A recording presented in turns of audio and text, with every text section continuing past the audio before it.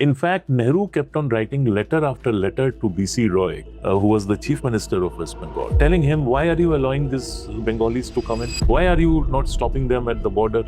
Why are you not pushing them back? Why are you not sending them back? It's all, the letters are all there in the collected letters of Jawaharlal Nehru. So if you, and it's all on the net, and you just need to Google for them and you will find it. Nehru was very clear that no Hindu Bengali should come in, but he had no such views about Hindu Punjabis or Hindu Sindhis coming in from the West. My personal view is that he was a racist. He was okay with fair-skinned Punjabis, but he disliked dark-skinned Bengalis. That also brings me to, do you think that the TMC, the left era is behind us in West Bengal, and or do you think there is still some space for Congress and left to come back, bounce back there? They had no clue about the ground situation in West Bengal, and this whole bunk about party organization. You see, when a government has run its full course and has nothing more to offer, no matter how strong your party organization is, it doesn't help you. After all, nothing could have been more stronger than the CPM's party organization. I mean, the joke used to be that not only do they have a party unit in every para is a locality, they have a party unit in every family, every household. So despite that, they won, and they have not been able to stand up again. As for her nephew, Abhishek Banerjee, again, he is not a patch on Sanjay Gandhi. Sanjay Gandhi was a national level gunda. He was just a Diamond Harbour level gunda. So Mamata Banerjee, one of her major criticisms on her was her appeasement politics, especially the Muslim appeasement politics, and also her issues with centre being against the illegal Bangladeshi immigrants in the border state. Correct. So two questions here. Do you see that the voters this time, because 94%, it's unprecedented voting. I come from Gujarat where 60 to 63% say mushkil voting happens in my state, but in Bengal it's 94%. That's unimaginable voting. Hello and welcome to the Pamphlet, sir. So glad to have you on. Thank you for having me. Thank you so much, sir. So let's talk about the West Bengal elections that's like 2 months back. They just concluded, and for the first time there is a BJP government in the state. So obviously people are very curious. But that also brings me to, do you think that the TMC, the left era is behind us in West Bengal, and or do you think there is still some space for Congress and left to come back, bounce back there? You see, very quickly, a recap. I mean, when the electoral process started about 8 months ago, 9 months ago with the SIR, and everybody was writing off the BJP as a challenger. And they said that no matter what her faults, no matter what her shortcomings, Mamata Banerjee would retain power. She would be re-elected. And primarily for 3 reasons: because of her popularity, second, because of her various doles which she was giving out, and third is the party organization. Now that is where we began roughly, and then when the SIR process began and went into full swing, that was added as a 4th factor, that people were so angry with the SIR process that they would vote against the BJP and more would vote for the Trinamool. And finally, you will have a situation where the BJP will not be able to retain the 70-odd seats it won in 2021. So all that now seems to be idle talk. Because people really didn't know what they were talking about. They had no clue about the ground situation in West Bengal. And this whole bunk about party organization. You see, when a government has run its full course and has nothing more to offer, no matter how strong your party organization is, it doesn't help you. After all, nothing could have been more stronger than the CPM's party organization.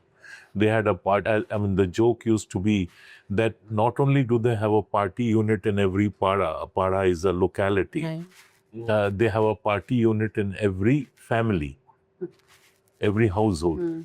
So despite that, they won, and they have not been able to stand up again. The results did people expect this kind of a result?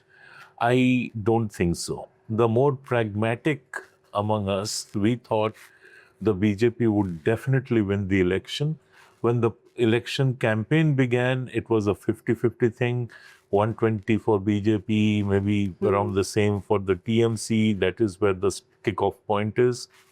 I was personally of the view constantly that the BJP would hit 170 plus, and by the time the campaign winded down, I felt we would go up to 180, 180 plus, meaning anything between 180 and 200. So that was the kind of proximity we had about the actual result, and finally, as we know, it was 207, 208.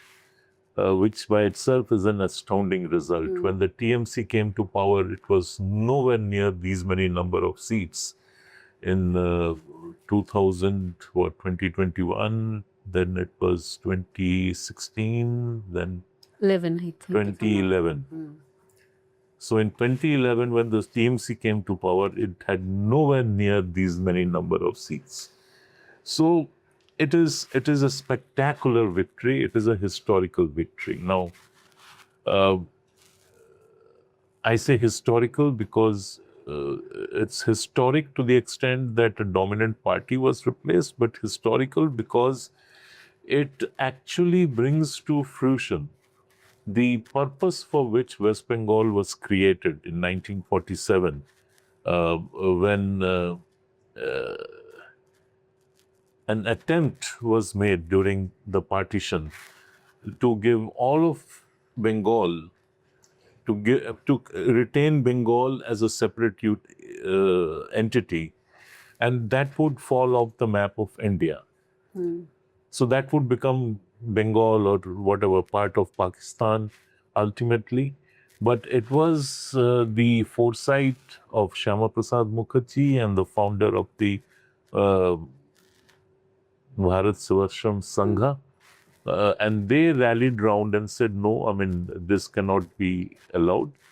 And they forced a vote in the Bengal Legislative Assembly on this issue. And the Suravardi plan to retain all of Bengal and become the Badshah of Bengal as a natural culmination of Direct Action Day, that was not only that was not only nullified, but this was also a very strong response to all such suggestion. So in essence, what am I driving at? In essence, West Bengal was created, and hence we constantly retain the term West. There is a reason for it. West Bengal is Bengal minus East Bengal, East Pakistan, Bangladesh.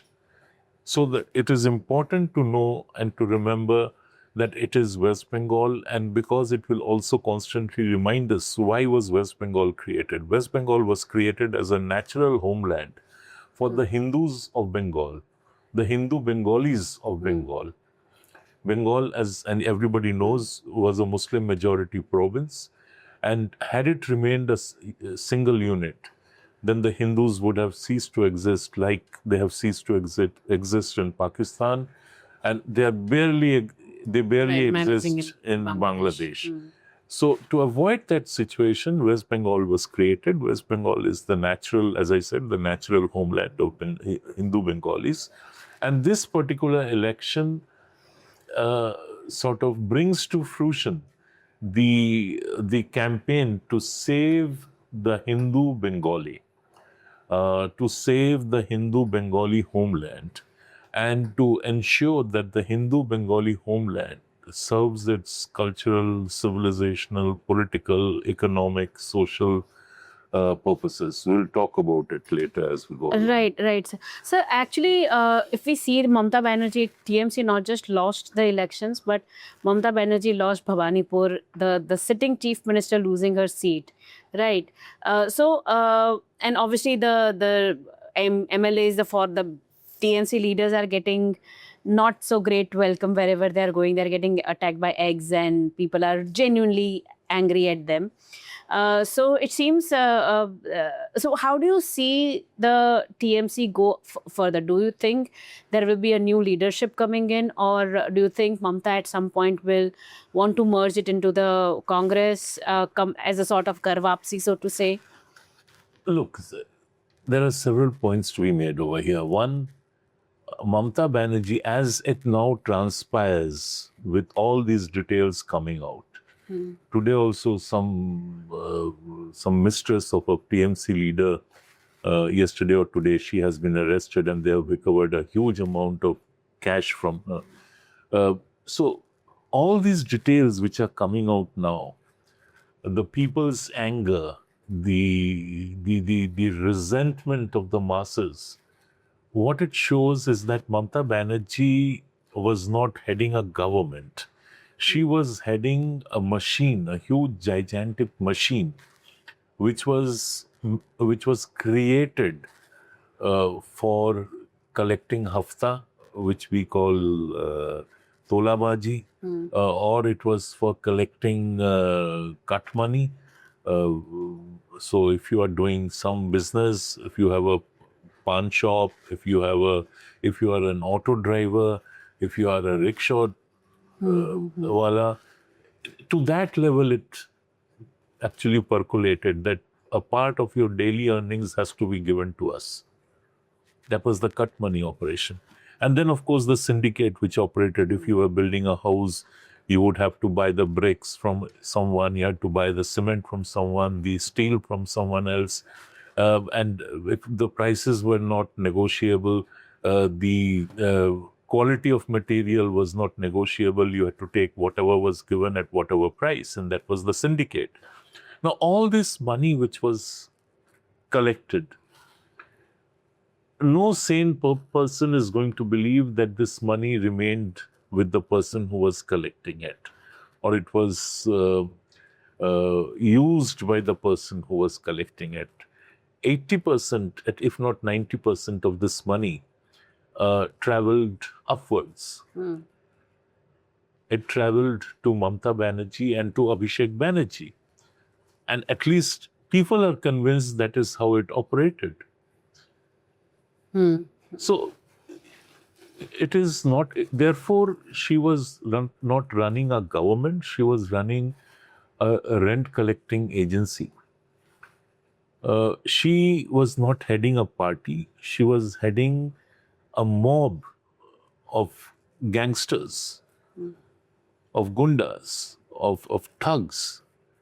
They were muscle men. And they were also criminal, as we know now. I mean, all these Jihangir Khan and others, who are they? What are they? Correct. So, the party is over just as much as the government is over. In any case, what remains of the Trinamool Congress has walked out on the Trinamool Congress. Or at least it has walked out on Mamata Banerjee and her nephew. And yesterday they said that they have removed her as the chairman of the party. The meetings which all the legislators are having, the backdrop has only the party symbol, and there is no visual representation of Mamata Banerjee or her nephew. The MPs have merged with some new party, the National Citizen Party. Citizens Party. So the MPs have walked out on her. The legislators have excommunicated her. They are saying that no, she is no longer a chairman. So what is she left with? Now she is fighting for control over the party account. Now people say, I have no independent verification, but people say that the account may have up to 200 crore rupees in deposits. And even if it is a fraction of that amount, it's a lot of money. So right now she is desperately fighting for that bank account, which the banks have frozen on the request of the party treasurer, who himself, ironically, is a corruption accused.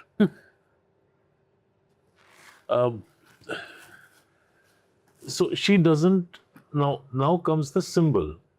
And the majority group is saying that the symbol is ours. We are the TMC. We never said that we have left the TMC. We are saying we are the TMC and we don't want her.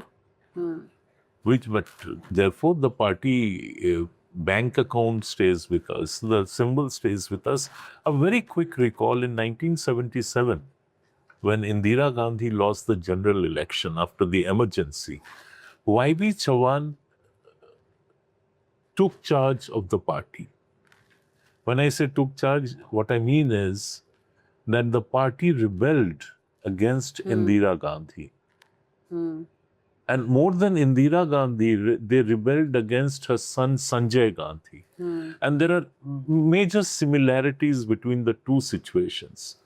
Sanjay Gandhi led astray Indira Gandhi ever since the Allahabad High Court judgment, the imposition of emergency, through the emergency, the policies of the disastrous emergency policies of mass arrests, of the National Security Act being misused, of Nasbandi, vasectomy,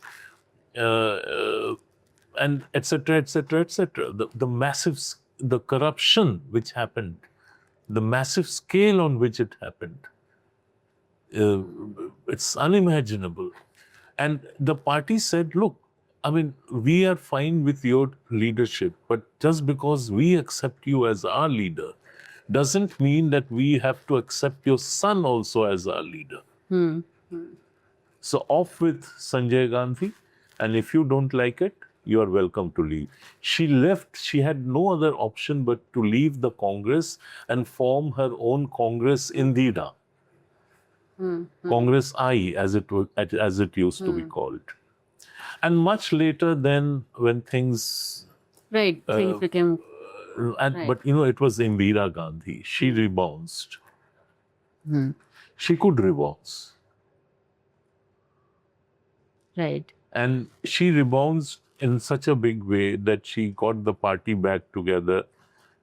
But they lost the symbol. So the hand symbol had to be accepted. And the rest, as we know, what happened. But I can't quite imagine Mamata Banerjee as another Indira Gandhi. Not only does she lack the political finesse and cunning of Indira Gandhi, she also lacks the wider acceptance as a leader, as a politician of any national standing. She doesn't have that acceptance. You know, I mean, I don't have to accept her policies, her politics, but I never accepted Indira Gandhi's policies or politics. But the fact is that she was a towering leader, and that was a reality.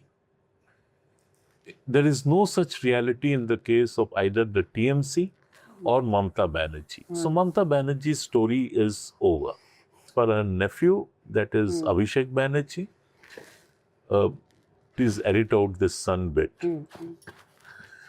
As for her nephew, Abhishek Banerjee, again, he is not a patch on Sanjay Gandhi. Sanjay Gandhi was a national level gunda. He was just a Diamond Harbour level gunda. So, they are not comparable. Right. So do you see that? So Mamata Banerjee, one of her major criticisms on her was her appeasement politics, especially the Muslim appeasement politics, and also her issues with the center being against the illegal Bangladeshi immigrants in the border state. Correct. So two questions here. Do you see that the voters this time, because 94%, it's unprecedented voting. I come from Gujarat where 60 to 63% say mushkil voting happens in my state. But in Bengal, it's 94%. That's unimaginable voting. No. You see, you have to understand, two things happened. When is the SIR happening in Gujarat? Has it started? It has happened, correct. No, it hasn't happened. It has happened. No, ho gaya. It's complete. It's complete. You haven't had an election since the SIR. No, elections are next year. Next year. Right. So when the Gujarat election happens on the basis of the new electoral lists, you will find that 64% or 65% will go up to 80-85%. Okay. And it's a very simple arithmetic. The old list had people who are dead and gone, their names were there.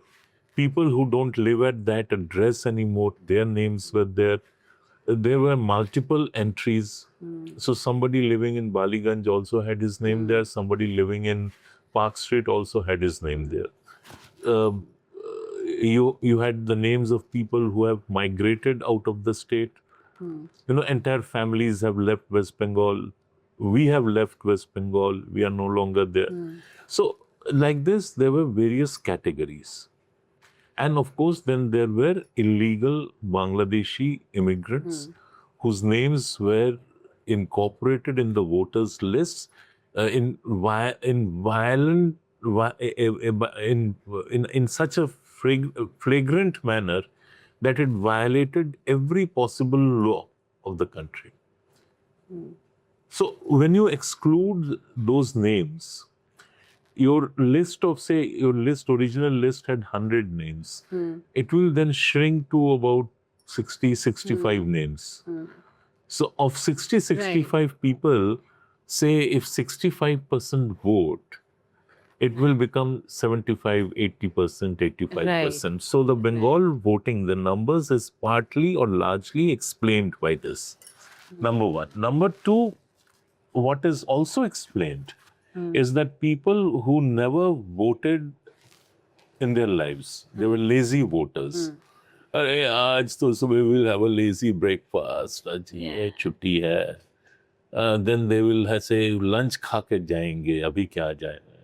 फिर lunch खा के बोलेंगे in Bengal, it's on a holiday you have a huge rice meal, and then you have an afternoon siesta, and you say, it will be open till 5 o'clock, so I will take a snooze and then go there. And when they get up, they will say, just let's have a cup of tea and then go there. And finally, छोड़ो, बाकी ने तो vote दे ही दिया. So Bengal had a huge number of such lazy voters in urban constituencies. Especially in all the Calcutta constituencies. Now, I'm not joking. Say a constituency like Rajbihari, from where Swapan Das Gupta has won.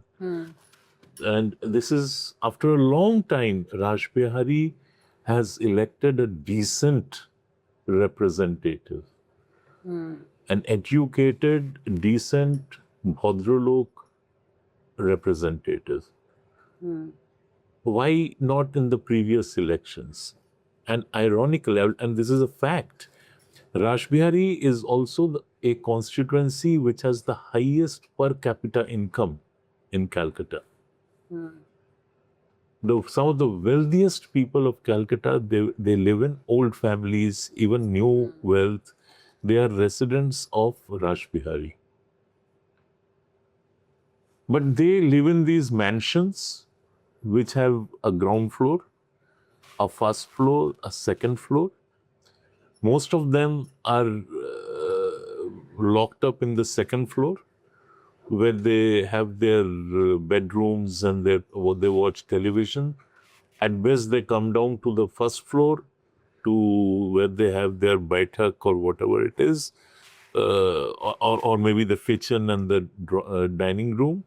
And rarely, if ever, to the ground floor, which are usually locked and musty and dark because they don't encourage visitors either. Okay. Now, this time, each one of them came down from their third floor houses or wherever, third floor or second floor, or even if they were living in the ground floor, they actually came out of their homes and they stood in queues. This was an unimaginable scene. They stood in queues to vote, and you have the results. So the voting this time was with great josh. There was this great sense that if not this time, then never again. And it was that last chance salon factor, you know. Those of us who have grown up in the 60s, these westerns were very popular, cowboys and Red Indians. And there used to be every film or every comic used to have something called the last chance salon. So when you were riding out into the West, there was this salon. After that, there was no more drinking Right, hole or watering right. hole. So all the action happened in the last chance salon. So in many ways, this year's West Bengal Assembly election was the last chance salon of Indian politics. And a third factor, which I would really like to emphasize on, uh, this overt, enthusiastic, in your face communalization of politics by Mamata Banerjee. I won't even call it Tushtikaran or appeasement, because ultimately, has it helped the the Muslims of Bengal? No, actually, It hasn't. Yeah. Their situation is worse than what it was when I was in college in St. Xavier's, and I lived off Park Circus, which was the Muslim area. The Muslims then were far better off than they are today. Then what happened? So where did this money go? Who were the beneficiaries? This humongous amount of money which she would budget after budget, she would allocate for madrasa education and for whatever, Muslim affairs, minority affairs. Where did this money go? So I have a thesis that even this money was sort of, it made its circular way back to the point of origin. right. So, but So, when you see something like this over a period of time, the rise of crime, when you see something like Sandesh Kali happening, where Muslim thugs go and they indulge in mass molestation, and the word molestation I'm using as a substitute for something as else. it is correct, Huh? correct. When you see the swag with which they would dominate Hindu paras, when idols are broken again and again, when puja is disrupted, you had the horrific sight of women being publicly flogged in Talibani style. And the Trinamool Congress MLA of that area, he says, oh, well, Sharia is applicable in our country. Our country? And Mamata Banerjee keeps quiet. So all this had a blowback effect. Attached to that is whatever happened in Bangladesh ever since the fall of Sheikh Hasina. Sheikh Hasina, for all her minuses, whatever they may be, she was seen as the barrier between fanatics taking over and the moderates or the modernizers keeping charge of Bangladesh. And the moment she fell and the subsequent events, the faith of the Hindu Bengali in their they no longer felt that their future was secure. There's something like this. It's only a matter of time before something like this happens in West Bengal. You think? And lastly, when elections happened in West Bengal, the Jamaat, all the seats it won, either by chance or by design, all the seats are adjacent to the India-Bangladesh border. Just look at the heat map of it. Right. But the Hindu Bengali was alarmed. And if you see the heat map of the seats which the BJP has resoundingly won, they are adjacent to the Jamaat seats of Bangladesh. So the Hindu Bengalis consolidated. Again, this is the last chance alone factor kicking in. that if we don't do it now, it will be too late after this. And we have to build up our own resistance. And this was the result of that effort to build up a resistance. Yes, sir, because see, when we talk about partition of India, generally it's the Punjab, the northern side of India partition that comes into the discussion. But people often forget it was also the Bengal that also faced partition, and also the generational trauma that has been passed down even to today. Right. So with time, the generations may have been shielded from the partition wounds there, but at some level they may muscle memory, you say, no? So you think that at some point that may have triggered also. You see, what happened was that the partition in the West, that is Punjab, was a one-time partition. They, Mr. Radcliffe, Sir Cyril Radcliffe drew a line on the map. Right. It was adjusted, readjusted, and finally it happened.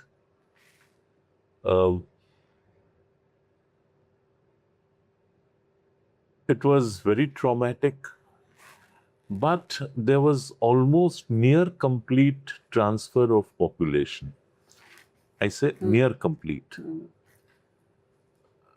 And the immediate fallout was horrific. The massacres, the mass rapes, the dislocation, families getting splintered. So all that happened.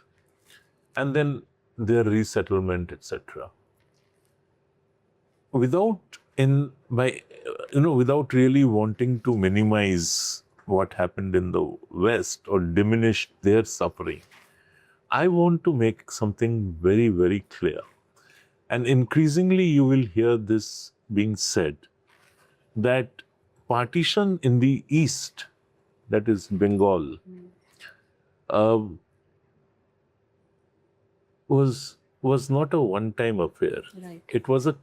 It is what we call continuing Right. partition. It came in waves. And it continues even today. And it happened primarily because the Hindus of East Bengal were severely, they were invested in land, in business. They had various things going for themselves. And many of them thought that I always have the option of crossing the border into West Bengal. So let me see what happened. Let me wait for another 1 month, another 1 month. But finally they had to leave. The relocation or the resettlement of refugees from Punjab or Pakistan, West Pakistan, was very designated. Apne Delhi mein there were colonies which came up. There were other places in Punjab. Many of them settled in Punjab because their families in Punjab. Many went to the Terai. Some went to the Gujarat, Rajasthan. Gujarat also, the Sindh population came. So right. many went there. And since mostly they were agrarian, resettlement was easier. Those among them who were traders or businessmen, they came, they struggled, they set up businesses in Delhi. And many of them have become big in their own rights. But in the East, this never happened. There was no central government support for the refugees in the East or for the government of West Bengal. In fact, Nehru kept on writing letter after letter to B.C. Roy, who was the chief minister of West Bengal, telling him, why are you allowing these Bengalis to come in? Why are you not stopping them at the border? Why are you not pushing them back? Why are you not sending them back? So it's all, the letters are all there in the collected letters of Jawaharlal Nehru. So and it's all on the net. and you just need to Google for them and you will find it. So Nehru was very clear that no Hindu Bengali should come in. But he had no such views about Hindu Punjabis or Hindu Sindhis Right. coming in from the West. My personal view is that he was a racist. He was okay with fair-skinned Punjabis, but he disliked dark-skinned Bengalis. He disliked them. And it was an inner hatred of his which came to the fore. The refugee camps were called, and they were designated officially as permanent liability camps. And they were all numbered PLC 1, PLC 2, PLC 3. There is a very famous and very well known Bengali novel written on the on people in one such permanent liability camp. Now, and these camps were basically swamps. I mean, they were malaria infested. There was no sewage system. There was no water supply. There was no electricity supply. It was worse than the worst slum you would have seen in your life. People lived like animals. They had no clothes, they had no dignity, they had no food, they had no water, they had no health care, nothing.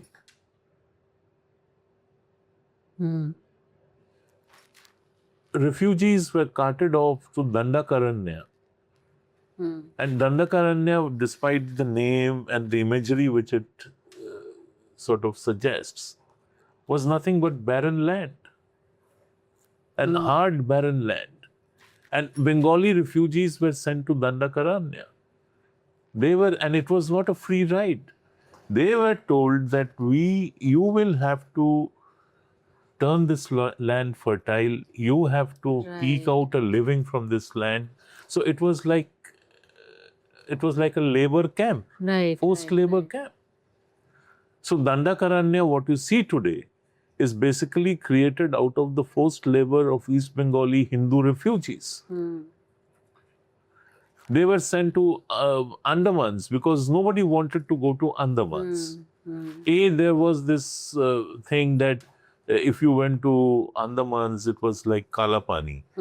So nobody wanted to go to Andamans. There was also this psychological association of Andamans with the prisons over there, etc. So it was a no-go zone. But the Nehru government directed East Bengali refugees to be directly shipped to Andamans. And they were told, okay, now you go and and then clean out the swamps and you create stuff for us. So this is how we were treated. My father himself was a refugee. My mother was a refugee, but she was not that badly off because my maternal grandfather was an employee of the railways. But my father, his 4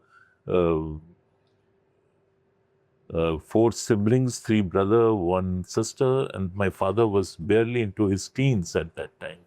And my paternal grandmother, my grandfather had died young. Their grandmother, they all came as a group and they had nowhere to go. They had nothing to eat. Right. And in such a situation, what happens is that even family and friends, they disown you because they themselves don't have enough. Don't have much, correct. They have nothing to give. They have nothing for themselves, so they have nothing to give. Right. An entire generation of Hindu Bengalis has grown up in hunger.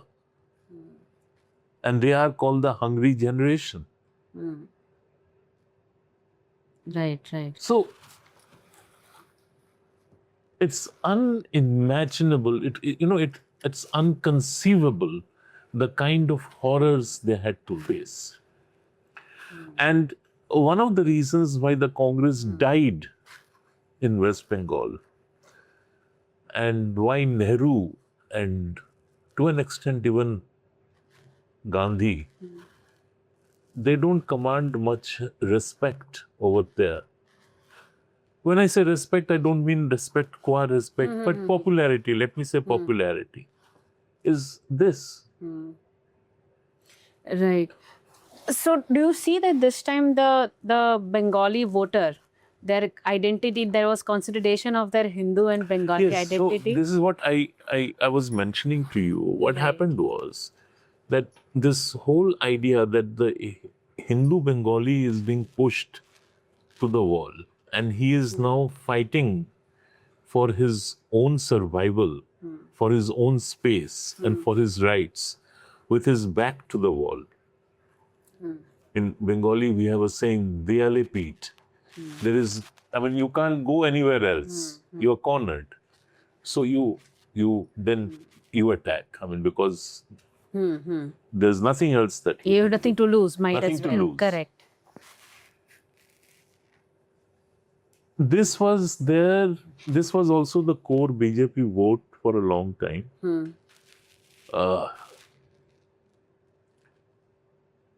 But this time what happened was that the Hindu voter who was a CPM voter, who was ideologically or otherwise inclined towards the left, the Hindu voter who was the traditional Congress voter, there were quite a few of them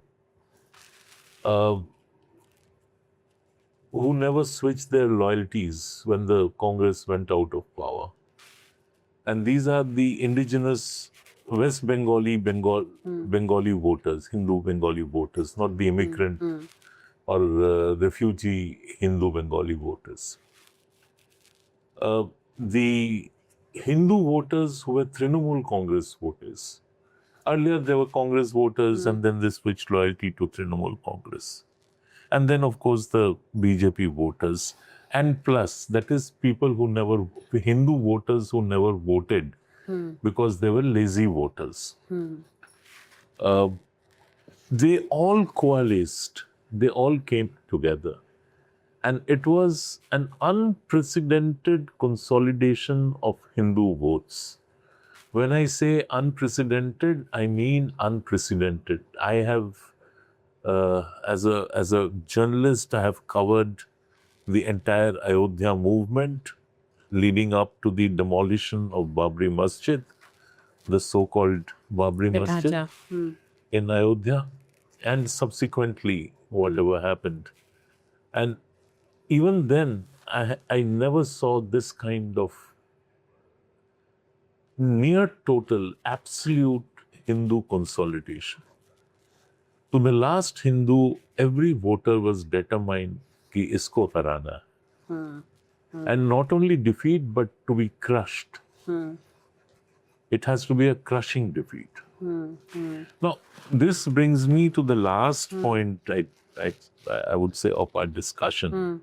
Not really the last point. I want to also talk about what lies ahead quickly. Right. You asked whether the story of the left is over. Or whether the story of the Congress is over. Look, to use a cliche, there are no full stops in politics. Correct. So only a fool would say that it's over or it's not over. But what are the symptoms right now? The left is dead as a dodo. I mean, nobody is persuaded by the left. Can the left change that? They would have to reinvent themselves. They have to reinvent themselves as a welfareist party or whatever, populist party, which is not entirely divorced from religion. Okay, especially with the new generation. I mean, for them, bhajan clubbing is more important than Things are pubs changed. and things are changed, have changed and they're changing very rapidly. Right. So, can they reinvent themselves? Can they look at a new leadership which is more in tune with current realities. Can they please get rid of their JNU rejects? I mean, once JNU won't have them anymore because they don't qualify for a hostel room anymore, After they've they'll crossed land 50. up in West Bengal as candidates of the CPM, election candidates. Right. Okay? So, can they please stop doing that? So, it all depends on that. And also, this is an era where constant conflict does not yield political results. So, some amount of accommodation with the party in power, some amount of collaboration with the center to be seen to be working in the interest, in the national interest primarily. Earlier, it used to be in the interest of the linguistic group, then the state, then the region, then the nation. Now, the pyramid has been inverted. People want to know whether you are working in the national interest or not. Next comes if it is the national interest, they take it for granted the state's interest is a part of the national interest. So, are you working in the state's interest? If you are working in the state's interest, are you working in the linguistic group's interest or whatever? So, the pyramid has inverted now. So, the CPM or the left has to collectively rethink its strategy. It cannot talk China and win Bengal. Win Bengal. Correct. As far as the Congress is concerned, so long as Shriman Rahul Gandhi is leading the party, I can't imagine the party winning anywhere. I mean, they can be the tail which wags the dog, or they can hope to be the tail which wags the dog, but they will always remain the tail, and the dog will wag its tail. So whether it is an alliance with the southern parties, whether it is an alliance with the Muslim League in Kerala, whether it is an alliance with Sharad Pawar and somebody else, Shiv Sena in Maharashtra, or whether it is an alliance with Lalu Yadav in Bihar, whether it is an alliance with JMM Right. in The second fiddle, so Jharkhand. to say. Yeah, so you will always be in alliance. You will not be in power. Quite something for a national level, one's grand old party. So, again, so therefore the Congress has to reinvent itself. And since such reinventions do not look possible in the near to midterm future, I can't say with any surety that there will be any revival. Problem is that you cannot be in power without an opposition. Because the opposition serves a lot more purposes than just opposing you. Right, right. You have to constantly shine in comparison. How do you prove that you are the only alternative, or that there is no alternative to you? So for that you need something or somebody or some organization, and so that you are constantly compared, and people say, nah, I know these guys are not doing too well, but still I will vote for them. But look because at the other is worse. Correct. So an opposition, people often confuse, is only for criticizing or for abusing or for, tamasha. No, an opposition Has to be constructive. has a larger role. purpose, a more, unseen, unheard, but very deeply penetrative purpose. Right. So, therefore, the BJP obviously will have to invent an opposition in West Bengal. And I have a feeling it will come by way of this, whether you call it the breakaway group or whether you call it V group, of TMC depends on how finally things pan out, whether they become the TMC. So that's how it is going to settle down in the foreseeable future. But I can't imagine the Congress or the left becoming optional alternatives. Right. And even if Mamata Banerjee were to merge with the Congress, so what? You think at some point the Delhi media's image of Mamata Banerjee being a street fighter and hyping her up as a lone voice and standing up to the fascist Modi government, and that may have actually harmed her more? You see, first of all, and I'm sorry to say this, I was very much a part of Latvian's media till I left it all. I'm sorry to say this. Latvian's media has a very bloated sense of self-importance. They were designated national media for purposes, or national newspapers for purposes of advertising classification. No other reason. So, Sarkar issues ads. Now, how do you classify? Times of India, vis-a-vis, Sandesh. Sandesh in Gujarat, correct. Gujarat and Gujarat Samachar. Or Regional and national. Correct. Mathrubhumi or whatever. So they said, no. So these are the national papers and those are the regional papers. Like that they did it. And Latvian's media took that classification all too importantly. Right. So I don't think anybody ever gave a damn, or anybody gives a damn as to what the national media reports, writes, says, or broadcasts. It has never worked. So to say that they sort of pumped up the image of Mamata Banerjee, they may have done so, but to no end. And to what use was it? What I would, however, accept and agree with, the national media never saw any fault in her. Which is unfortunate because it was all staring at you in the face. Absolutely, correct. So when RG Kaur happened, you didn't. When Sandesh Khali happened, you didn't. When false cases were filed against journalists, you kept quiet. When the police was misused again, often against journalists, you kept quiet. Everybody knew of the scale of corruption, what was happening there.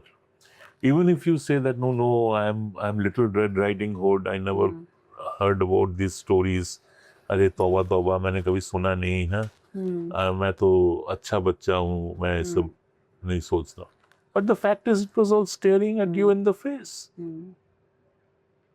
The money which was recovered from Partho Chatterjee, he was the right-hand, left-hand man of Mamata Banerjee, and everybody knows that he was pimping for her.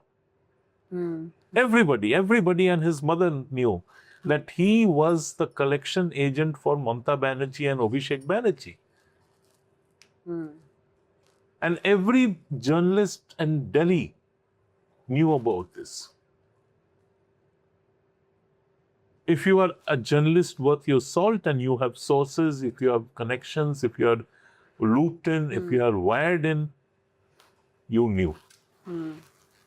If you didn't, if you genuinely didn't, then you should not call yourself a journalist.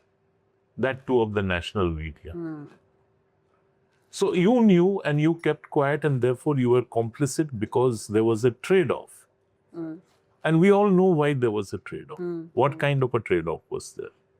I don't want to get personal, but people were rewarded with Rajya Sabha seats, people were rewarded with advertising.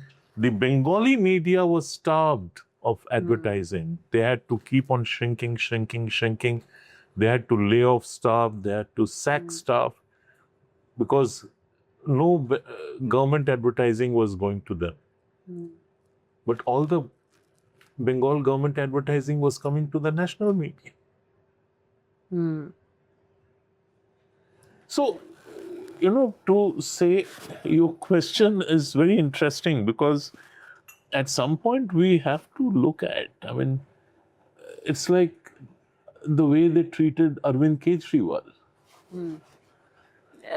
Bloated sense of ego. And before that, you are too young, so you won't remember the way they treated Mayawati. Or even before that, the way they treated Naveen Patnaik. Naveen was a very nice, he is a very nice man. He is very posh. He's very proper. He's very everything that you need to be. Even as an ideal opposition. So, to be rightly connected. It's all right. But Lalu Prasad Yadav? Correct. What did Lalu Prasad Yadav have in common with the stalwarts of your national media? Yeah, Lalu There used to be this journalist at the Times of India. Mera senior tha, bahut senior tha. But we were very fond of each other. Arvind Narayan Das, I don't know whether you have heard of him. He wrote very well, and nobody knew Bihar or Hindi heartland politics better than Arvind.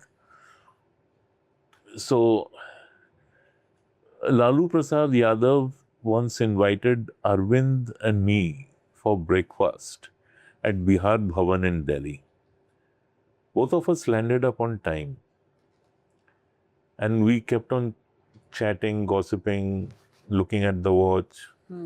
Chatting, gossiping, looking at the watch. And we kept on asking, भाई क्या हुआ वो आ रहे हैं? हम लोग सुबह घर से भी जल्दी आ गए थे. नाश्ता उस्ता भी नहीं किया था. तो and his staff kept on saying,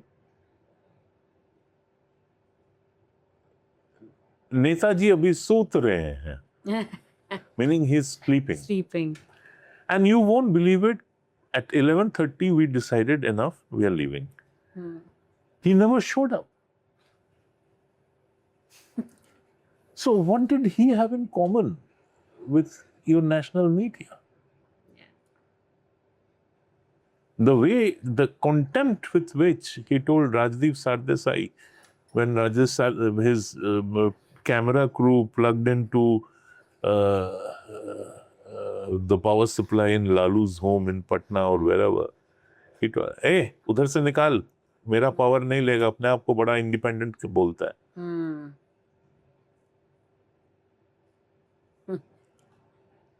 Right. I think just... And I could tell you a million such stories. Right. Just like the opposition needs to be a strong opposition, the media also needs to have a bit of some amount of integrity at least. Spine. Correct. I'm not saying that you have to be hostile or you have to be an activist. Right. I do not think a journalist should be an activist. Agree. I do not believe in this bunk about, talking truth to power. ये मेरा काम नहीं है. Right. My job is to just report the truth. Right. Truth to power क्या होता है? And truth to power is only relevant to when power is Modi. Modi or the BJP. Otherwise it is not. तेरा दम है राहुल गांधी को पूछे. He will insult you in front of everybody. He will not only insult you, he will make you feel small. He will make you feel dirty, and he will make you cry. Yeah, it's. So I'm not saying that, but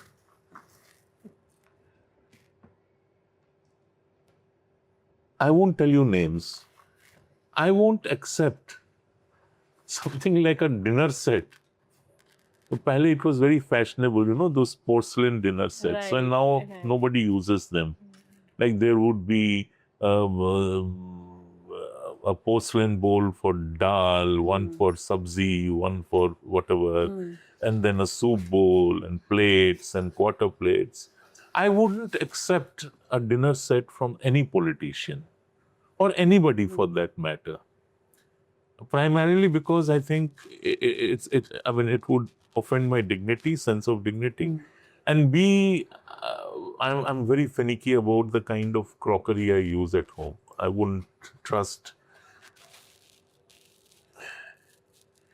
One particular year, Mayawati's office told your national media that बहन जी ने तय किया इस बार सबको dinner set देंगी, तो आप लोग अपना अपना नाम लिख के भेज दीजिए, तो हम लोग प्रतिपा देंगे कृपया करके. It was a very polite this communication.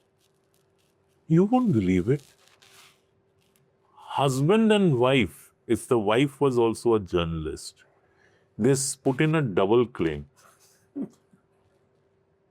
One gave the office address, the other gave the home address. For a crockery set?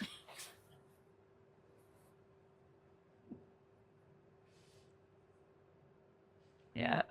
When Mulayam Singh's government fell and Mayawati came to power the first time with the BJP support, to my mind, she did something which was very mean but very useful.